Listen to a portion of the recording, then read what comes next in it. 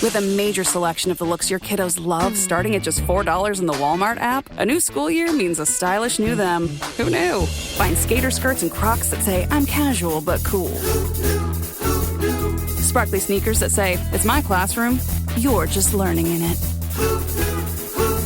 And preppy polos that say, I'm the teacher's pet, even if they're mommy's menace at home.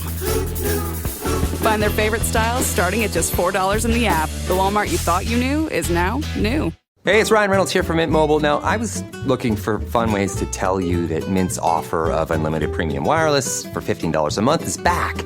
So I thought it would be fun if we made $15 bills. But it turns out that's very illegal. So there goes my big idea for the commercial. Give it a try at mintmobile.com/switch. Upfront payment of $45 for 3-month plan equivalent to $15 per month required. New customer offer for first 3 months only. Speed slow after 35 gigabytes if network's busy. Taxes and fees extra. See mintmobile.com. Atenção! Este podcast pode conter representações de cenas que algumas pessoas podem achar perturbadoras e alarmantes. Os conteúdos aqui representados são responsabilidade de seus próprios autores. Para uma melhor experiência, os fones de ouvido são aconselháveis.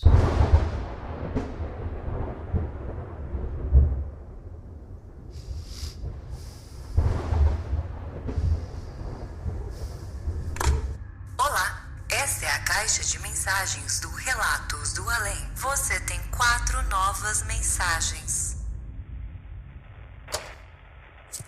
Olá, Zoucas. Eu sou a Adriele. É um prazer compartilhar mais um relato com vocês, porque esse é o meu segundo relato e aconteceu quando eu tinha uns 8 para 9 anos, né? Eu tinha ficado acordada à noite com a minha irmã mais velha assistindo um filme do Mr. Bean, eu me lembro com clareza. A gente estava assistindo e estava ficando muito tarde e eu estudava de manhã, se eu não me engano. E aí eu falei para ela, eu vou dormir porque eu tô cansada. E nesse tempo não havia porta no meu quarto. A casa estava completamente apagada, com todas as luzes desligadas, e só estava iluminando pela luz da TV. E não tinha porta no meu quarto. O meu quarto ele ficava do lado de outro quarto, que ficavam de frente para a sala. Então tinha a sala e tinha as duas portas assim, uma do lado direito e outra do lado esquerdo. E como meu quarto não tinha porta, eu simplesmente entrei e me deitei. E era o tempo assim que a gente usava mosquiteiro, que era como se fosse um véuzinho pendurado no teto, enfim. Vocês devem saber o que é isso. E aí eu deitei para dormir. E aí fechei os olhos, só que eu não estava conseguindo realmente pegar no sono de imediato, mesmo tarde. E eu fiquei ali com os olhos fechados, de costa, assim, para um corredorzinho que formava entre o guarda-roupa e a cama. Eu fiquei de costa para esse corredor, virada para o canto da parede, que era onde a minha cama estava encostada, no canto. E aí eu virada, com os olhos fechados, até que eu ouvi passadas muito pesadas atravessando a porta e entrando no quarto. E aí eu pensei que fosse a minha irmã, porque só tinha eu e ela acordada. Aí eu ouvi passadas bem pesadas entrando, e aí era como se tivesse parado na frente do guarda-roupa, onde seriam as 2 primeiras portas para abrir. Aí eu fiquei ali esperando fazer aquele barulho da porta se abrindo. E aí nada, era como se a pessoa simplesmente tivesse entrado e parado no meio do quarto. E aí eu esperei e nada, eu resolvi perguntar. Aí falei o nome da minha irmã. Falei, fulana, silêncio. Aí eu esperei um tempo e falei de novo, fulana, é você que tá aí? Nada, nenhuma resposta. Foi aí que eu tive coragem de me virar para ver o que tinha lá. Quando eu me virei, não havia ninguém. Eu senti tanto medo que eu levantei assim da cama, levantei, fiquei de pé na cama e saí correndo para a sala. Aí quando cheguei na sala, minha irmã continuava lá sentada, assistindo o filme dela. Aí eu perguntei, fulana, você entrou no meu quarto agora? Ela, não entrei não. E até porque se ela tivesse entrado, eu conseguiria ouvir os passos dela fazendo o retorno para a sala. Eu não ouvi, eu só ouvi os passos pesados mesmo de alguém entrando lá dentro. E aí eu perguntei, tem certeza que você não entrou para me assustar? Ela, não entrei, eu tava aqui.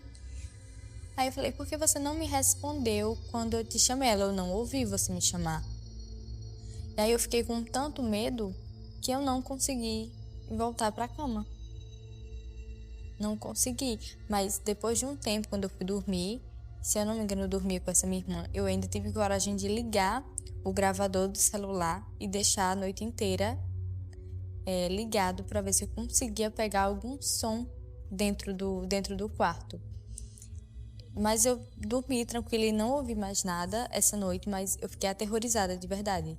Foi um momento em que eu realmente me assustei. Eu não estava pensando em nada, eu também não estava perto de adormecer, eu estava bem lúcida e bem acordada mesmo, para poder ouvir, porque poderia dizer assim, você estava sonhando, você já tinha entrado em um certo estágio assim de início do sono e poderia estar ouvindo coisas, mas não, eu realmente estava acordada, eu só tinha fechado os olhos para pegar no sono. Então esse é o meu segundo relato, eu espero que vocês tenham gostado, tá? E é um prazer compartilhar com vocês. Você tem 3 novas mensagens. Oi, galera. Oi, Zoucas. Sou de São José dos Campos. Sou sensitiva, né? Sinto, tenho premonições, isso desde criança. Então, já passei por vários episódios na minha vida e vou detalhar um deles para vocês, às vezes vocês se identifiquem. Na verdade, quando eu era mais nova, teve um acontecimento que marcou muito. A minha mãe, ela foi para uma chácara com meu pai e me deixou tomando conta do meu irmão. E ela falou para mim assim, olha, filha, não deixa seu irmão sair, até porque meu irmão é mais novo, né? Então não deixa ele sair, não deixa ele ficar na rua, porque é perigoso e tudo mais, né? Coisa que sempre a mãe dá ordem mesmo pro filho mais velho. E eu ali acatei o que minha mãe falou. E ela foi para essa chácara com meu pai. E isso era numa sexta-feira. Eu estava tomando banho e meu irmão bateu na porta e eu perguntei para ele o que ele queria. Ele falou assim, olha, eu vou no aniversário de um amiguinho meu, na rua de trás. E eu peguei e falei para ele assim, olha, não vai, porque a mãe falou que não é para você sair daqui, eu tô te olhando. E, enfim, não é para você ir. E eu estava com o olho fechado, porque eu estava passando assim, shampoo no meu cabelo, enfim, estava tomando banho. E nisso, na hora que eu estava falando pra ele, eu tive uma visão que meu irmão, ele estava com uma camiseta branca toda ensanguentada. E na hora, assim, eu fiquei meio que apavorada e abri o olho até, né, meu olho machucou ali por conta do shampoo. E eu não falei nada pra ele, mas eu falei pra ele não ir. Acabei até saindo ali mesmo com a toalha enrolada pra ver se ele tava ali ainda, mas ele já tinha ido. Ele tinha, por volta de uns 9, 10 anos. Ele era bem criança. E não passou, assim, nem meia hora, meu vizinho bateu no meu portão, perguntando se minha mãe estava em casa, porque meu irmão tinha ido numa festinha lá do neto dele e, né, tava brincando lá como toda criança. Meu irmão sempre foi muito, muito levado mesmo e acabou batendo a cabeça lá, não sei, em algum objeto e estava saindo muito sangue. E ele queria só comunicar à minha mãe, né, que meu irmão já estava até a caminho do pronto atendimento aqui do bairro. E eu não tinha nem visto que roupa que ele tinha saído nem nada, porque eu estava no banheiro, né, no chuveiro. Mas a gente correu para o hospital e tudo. E quando eu cheguei lá, meu irmão estava com uma camiseta branca toda ensanguentada, da mesma forma que eu tive essa visão, tomando banho. E eu tenho uma ligação muito forte com ele, assim, sabe? De sempre prever algo que vai acontecer com ele. É uma coisa bem assim, desde criança, sabe? Outra situação também que eu passei, estava em casa, fazendo janta, estava com a minha mãe e de repente eu vi um vulto passando assim, subindo a escada. A minha casa de 3 andares, eu vi esse vulto subindo a escada. E eu fiquei muito assustada, né? E na hora, assim, eu só soube repreender em nome de Jesus na minha mente, né? Foi quando eu olhei de novo e eu já vi uma pessoa muito alta, né, de costas, subindo a escada com uma capa preta. E na hora veio uma imagem de um vizinho meu, né? Que fazia até tempo que eu não via ele. E ali eu verbalizei pra minha mãe. Falei, mãe, eu acabei de ver esse, não sei se é espírito ou alguma coisa, e veio esse vizinho na minha cabeça. E minha mãe é evangélica, minha mãe falou assim, olha, filha, pode ser o espírito da morte, repreenda.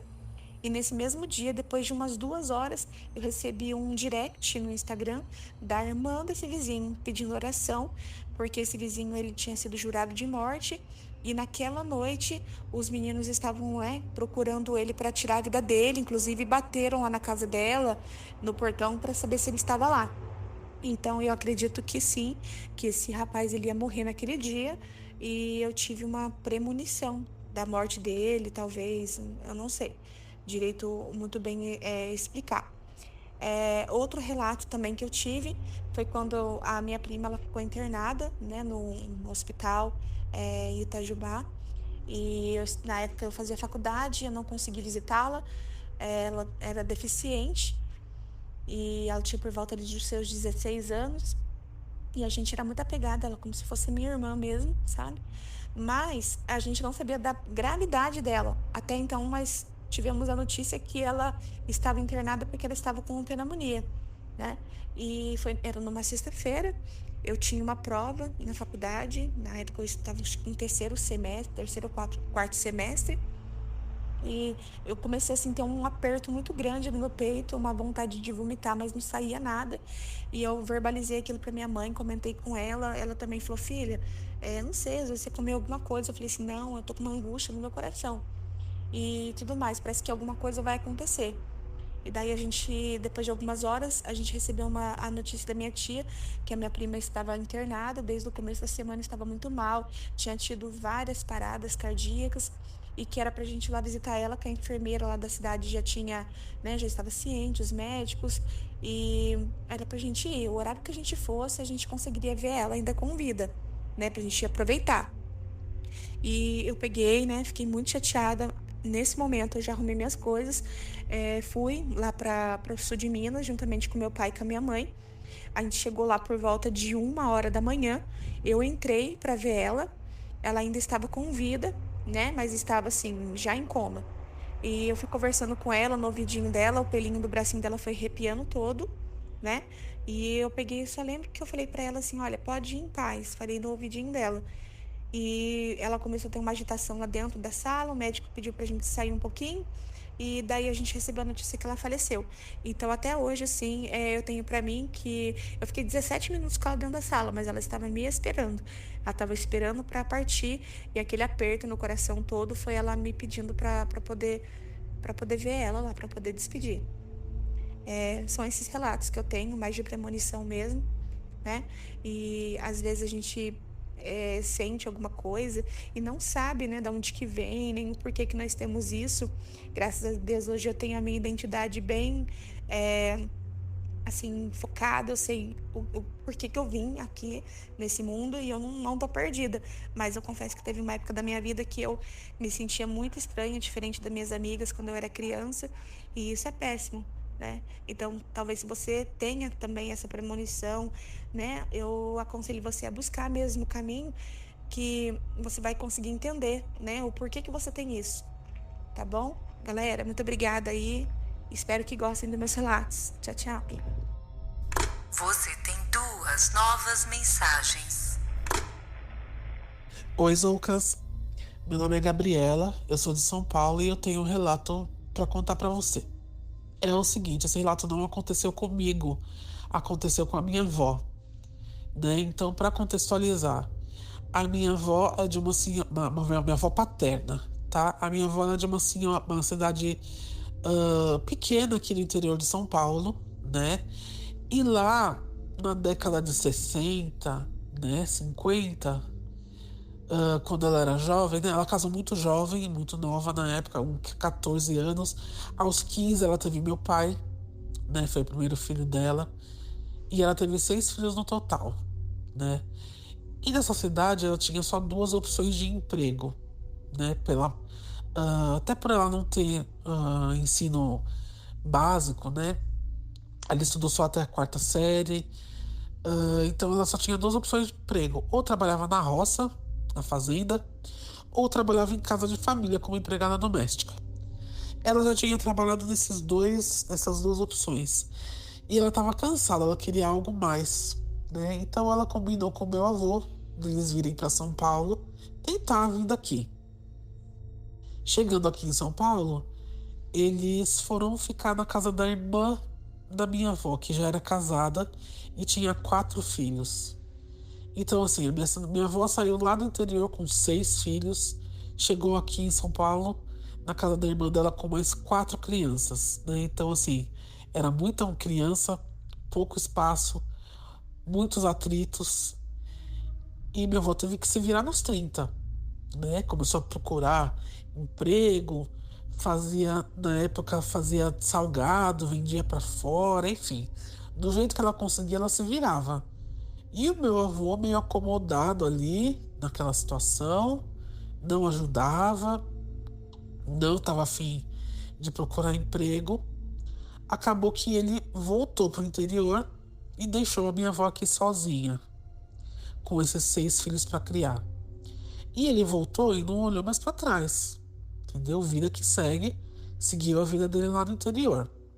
Só que lá no interior ele também não conseguiu muita coisa, né? Ele nunca progrediu, ele nunca teve um emprego fixo.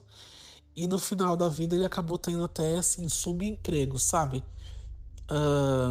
Era auxiliar de pedreiro, ele não tinha nunca uma carteira assinada direito, sempre pingando de um lado para o outro. Mas ele sempre pagou a aposentadoria, o INSS, né, na verdade. Então, no começo agora dos anos 2000, 2007, 2008, se eu não me engano, ele faleceu, né? A minha avó foi pro enterro, né? E assim, como ela tinha um relacionamento muito bom com a família dele, né, do meu avô, a irmã do meu avô, a minha tia-avó, chegou nela e falou: olha, você. Falou pra minha avó, né? Você, segunda-feira, isso aconteceu no final de semana, né? Que ela foi pro interior, teve o enterro do meu avô, e ela falou assim: na segunda-feira a gente vai lá na Caixa Econômica, você vai levar seus documentos, sua certidão de casamento, e você vai conseguir uma pensão, né? Por ser viúva dele. E minha avó falou: imagina, eu não quero o dinheiro dele, né? Nunca quis minha vida inteira, não vai ser agora que eu vou querer. E a cunhada dela falou: não, senhora, ele nunca te ajudou na vida, durante a vida, agora ele vai ter que te ajudar, né? E dito e feito, ela foi lá, minha avó foi lá, levou os documentos todos, conseguiu comprovar que era a esposa dele, do meu avô, e recebe a pensão até hoje, né, pela morte dele. Mas enfim, depois de alguns meses, né, assim, de 2007, 2008, do falecimento do meu avô, a minha avó começou a ficar cada vez mais sem energia, sem apetite. Ela acordava de manhã, ela não tinha força para sair da cama. Ficava lá adiando, né, levantar da cama e tal.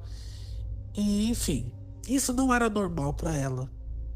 Então ela achou que estava com algum problema de saúde. Procurou um médico, os exames deram que ela estava 100% ok. Não tinha problema do coração, não tinha problema de pressão, não tinha problema nenhum, falta de vitamina no sangue, nada. Não tinha problema nenhum de saúde.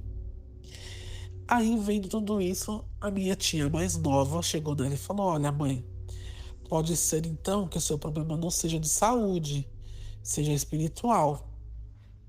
Vamos comigo no centro que eu frequento. Minha tia frequentava um centro espírita muito famoso, assim, muito conhecido aqui em São Paulo. Então vamos comigo nesse centro que talvez lá eles possam ajudar.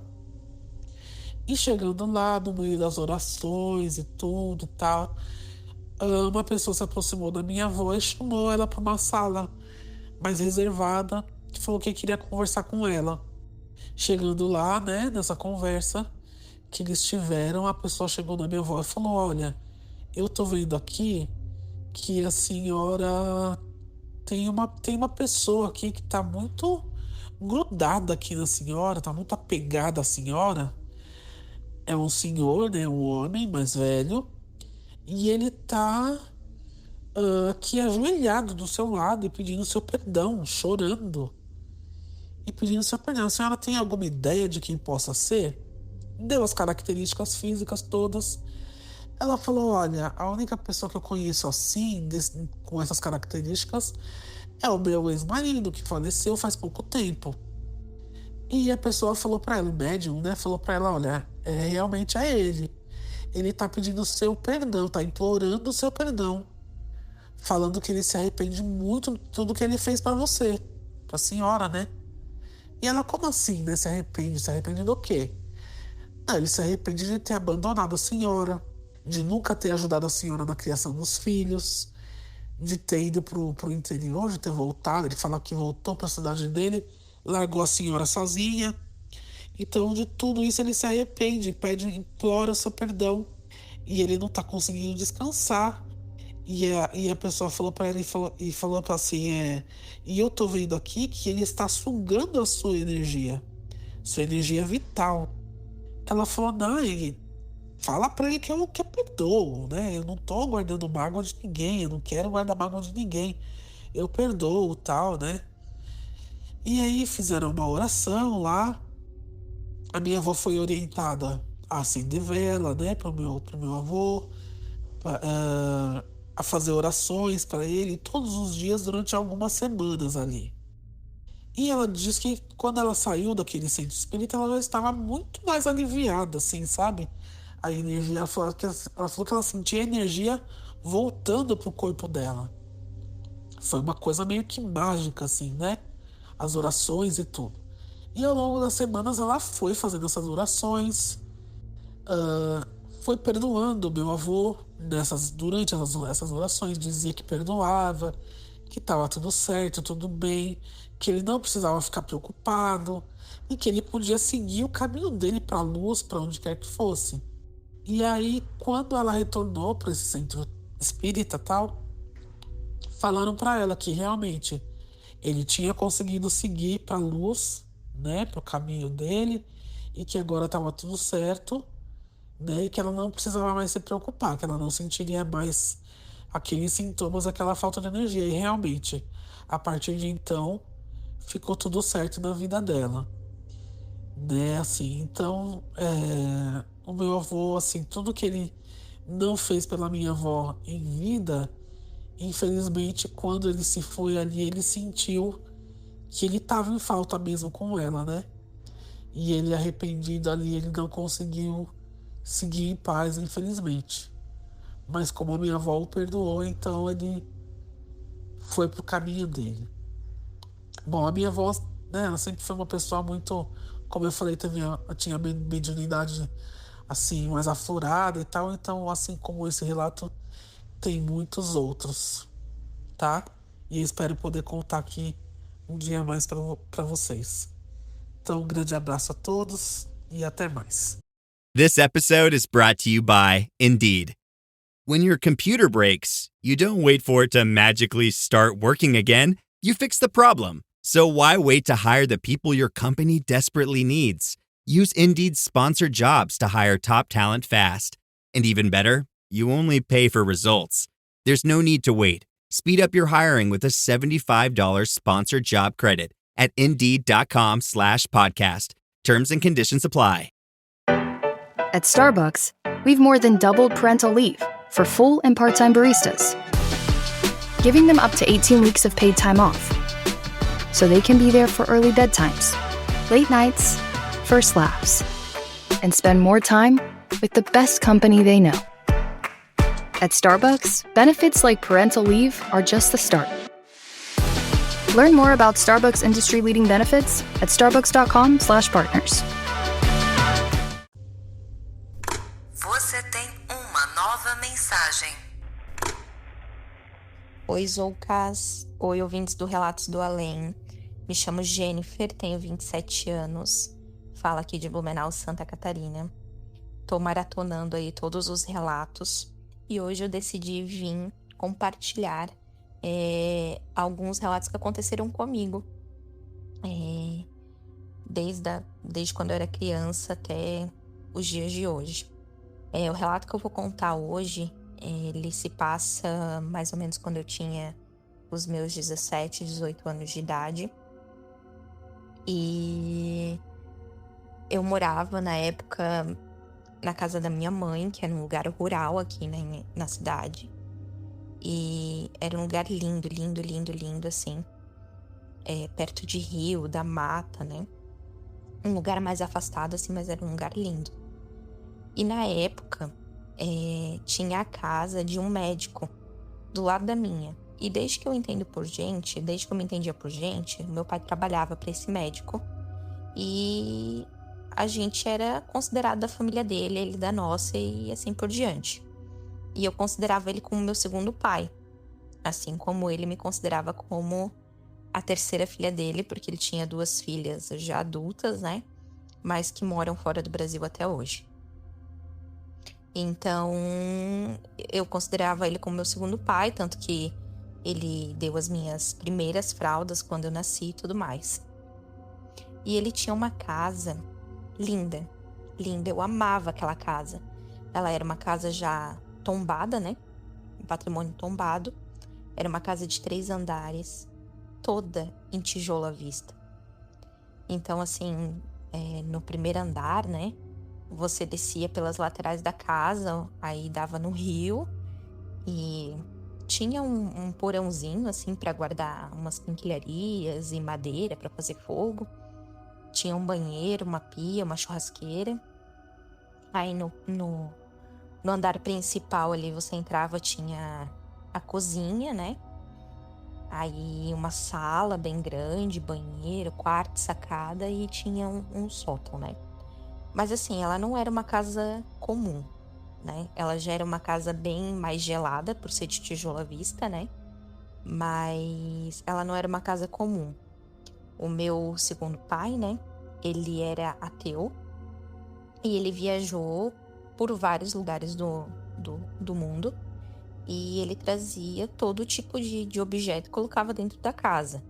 Desde tapetes, esculturas, manequins, taças, quadros, enfim, tudo que vocês possam imaginar.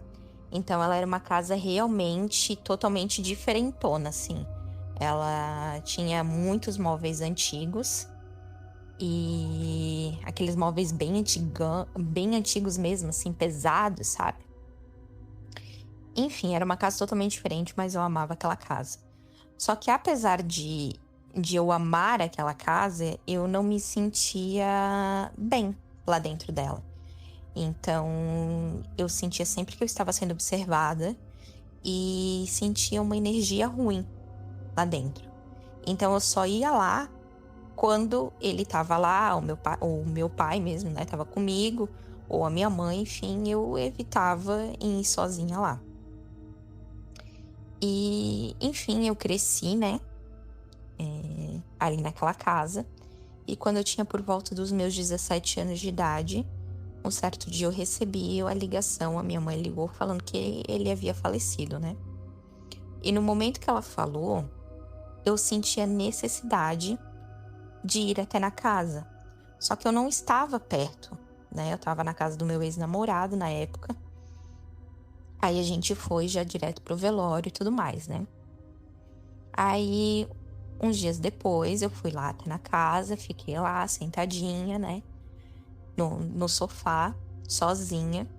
E, por incrível que pareça, aquela sensação de ficar sendo observada, aquela sensação ruim que eu tinha, de uma energia ruim, ela tinha sumido. E eu comecei a sentir uma paz muito grande lá dentro. Como se realmente eu estivesse sentindo o meu segundo pai comigo.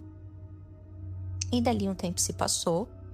Aí eu levei os meus ex-cunhados, na época, pra conhecer a casa, né? E o irmão da minha ex-cunhada tava junto e ele tava batendo foto de tudo dentro da casa, porque todos os móveis, tudo que tinha lá era extremamente antigo. Então ele tava batendo foto, né? Só que só pra contextualizar e vocês entenderem, na porta, a gente entrava na porta principal, então do lado esquerdo ficava um fogão a lenha, a cozinha e a subida do sótão. Entrando na porta reto, já ia pra sala, né? Então ele tava ali, meio que entre a cozinha e meio que entre a sala, batendo foto de um micro-ondas muito antigo que tinha lá dentro da casa. Só que em nenhum momento ele virou a câmera pra mim. E eu estava no lado esquerdo dele, na cozinha. Em nenhum momento ele virou a câmera pra mim. Ele bateu foto de tudo lá dentro da casa e beleza. Aí quando chegou de noite, ele mandou, olha isso. E mandou uma foto. E na foto aparecia eu, meu ex-namorado estava do meu lado. E atrás de mim, meio que pro meu lado, assim, na minha direita, tinha uma silhueta. Aparecia na foto, né? Tipo assim, não dava pra ver exatamente, mas tu olhava, era certinha a silhueta de uma pessoa, tipo cabeça, corpo, enfim. E eu olhei pra aquilo e eu fiquei pensando, caraca, era ele. Era ele, a primeira coisa que me veio na cabeça. E em nenhum momento eu senti medo ou qualquer coisa do tipo. Aí eu fui e mostrei pra minha mãe a foto. E ela, na hora, começou a chorar. Chorar. E daí foi aonde ela me contou que quando ele faleceu, ela teve uma vontade, ela sentiu dentro do coração dela que ela precisava ir até na casa. E ela foi. Então, tipo assim, eu e minha mãe, a gente teve o mesmo sentimento. Que a gente precisava ir até na casa. E ela falou que ela foi e que ela sentia a presença dele. Que ela estava em paz, ela sentia que ela estava em paz e ele estava em paz também. Mas que ele estava ali pela casa, porque ele tinha um carinho enorme pelaquela casa. Aí, enfim, aí os anos se passaram, né? A casa continuou lá. Quando foi em 2015, infelizmente, a gente perdeu as nossas casas e essa casa também, né? Por conta de enchente. Mas depois de uns anos, que eu já estava mais aprofundada no espiritismo e tudo mais, eu fui conversar com um médium. E eu contei essa história pra ele, né? E ele me disse, olha, Jenny, pelo que você tá me contando, pode ter várias explicações, mas eu vou te falar o que eu acho. Ele disse, né? Como você me disse que ele era ateu, que ele viajava por várias partes do mundo e trazia vários objetos, enfim, botava dentro daquela casa, a gente, inclusive, tipo assim, tinha objetos indígenas também, tudo mais, né? Ele falou, pode ser que alguma entidade, né, tenha vindo com um desses objetos, né? Porque tem objetos que carregam energia muito forte, né? Energias fortes. Então, o que pode ter acontecido é que quando ele desencarnou, ele chegou lá, como era um lugar que ele tinha muito apego, ele chegou lá e falou pra entidade, olha, né? Tipo assim, meio que ele expulsou do lugar que era dele, né? Então, por isso que você passou a se sentir bem e passou a sentir a presença dele dentro da casa, né? Se foi isso ou foi outra coisa, eu não sei dizer pra vocês. Mas eu só sei que foi algo realmente muito estranho. Um dia tu sentiu uma sensação muito ruim dentro de num lugar, e depois tu senti paz, eu sentia paz, eu sentia como se ele estivesse comigo. Então, como eu falei, a casa acabou que foi demolida, né, por conta da enchente e tudo mais. E eu amava aquela casa, eu achava que eu ia morar lá. E infelizmente eu nunca vou, né, saber realmente o que era, mas para mim de fato era ele. E é isso, esse foi o meu relato. Espero que tenham gostado.